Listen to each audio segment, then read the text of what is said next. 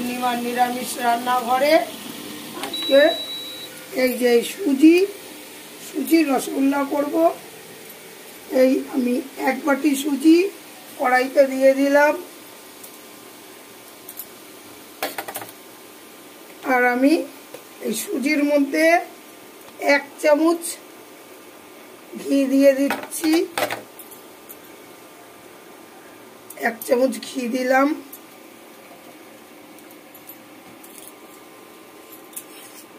এবার দুধ এই যে গরম করে রেখেছিলাম, দুধ দিয়ে দিচ্ছি। যতটা লাগবে বুঝে দুধ দিতে হবে।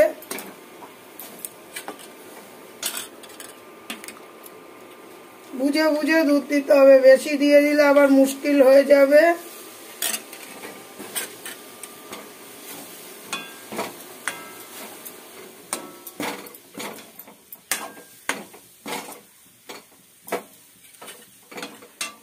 যে আমি 1 প্যাকেট দুধ গরম করে নিয়েছিলাম, দুধটা আমি যেমন লাগবে বুঝে বুঝে দেব একটু একটু করে।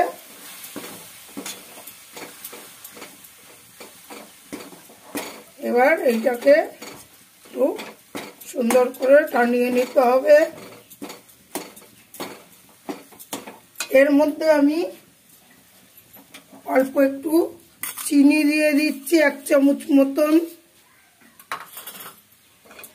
আবার আরেকটু দুধ দিচ্ছি, আমার দুধ লাগবে আরেকটু।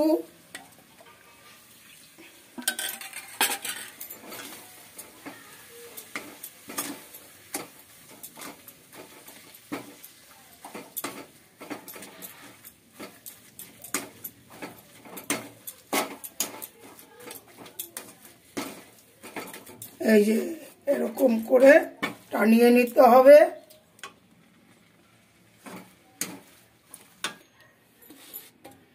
এই আমার এই সুজিটা দুধ আর চিনি দিয়ে, চিনিটা মিষ্টি যার যেমন ভালো লাগে সেই বুঝে দেবেন। আমি এই হাতার 1 হাতা চিনি দিয়েছি। হ্যাঁ, আর এই থালায় আমি একটু ঘি দিয়ে থালাটা মাখিয়ে নেব।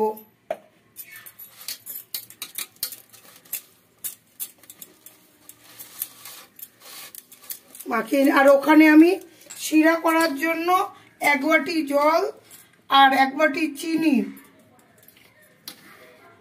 দিয়ে ওই শিরাটা বানিয়েছি। এবার এইটাকে আমি নামিয়ে দিচ্ছি এই থালায়।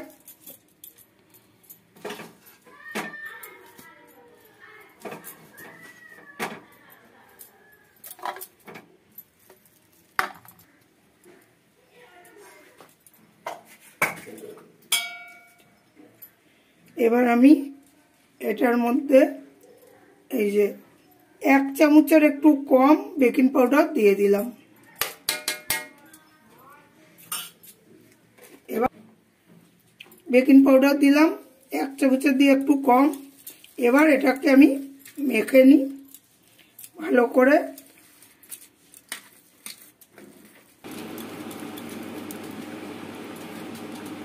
এই যে এইরকম করে আমি গোল গোল করে রসগোল্লার মতন করে রাখছি।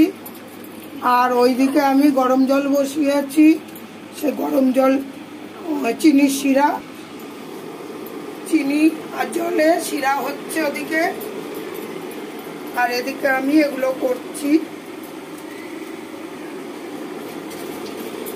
পূর্ণিমার নিরামিষ রান্নাঘর থেকে আজকে রসগোল্লা হচ্ছে, দেখবেন কিরকম হয়। লাইক করবেন, কমেন্টস করবেন, শেয়ার করবেন। আমি এইরকম করে সবগুলো গোল করে, এবার জল ফুটবে, আস্তে আস্তে করে একটা একটা করে ছাড়বে।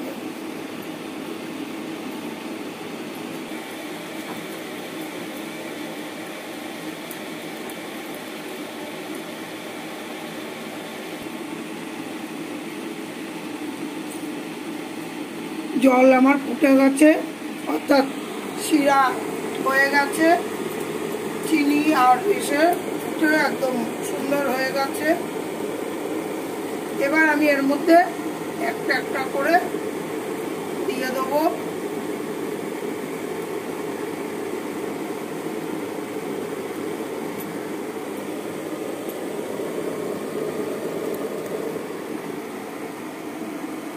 এই যে এইরকম করে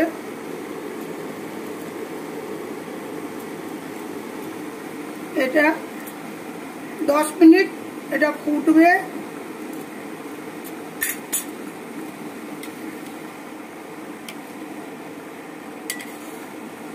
10টা মিনিট ফুটুক।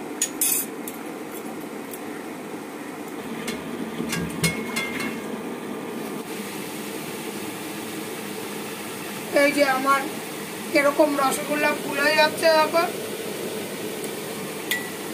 এইভাবে সুন্দর হয়ে গেছে। এবার এটা ঠান্ডা হলে গোবিন্দকে দেওয়া হবে। এটা কিছুদিন রাখাও যাবে। এই যে দুধ, চিনি, সুজি এই দিয়ে আমার হয়ে গেল আজকে রসগোল্লা। জয় নিতাই, জয় গৌরহরি, জয় রাধা মাধব।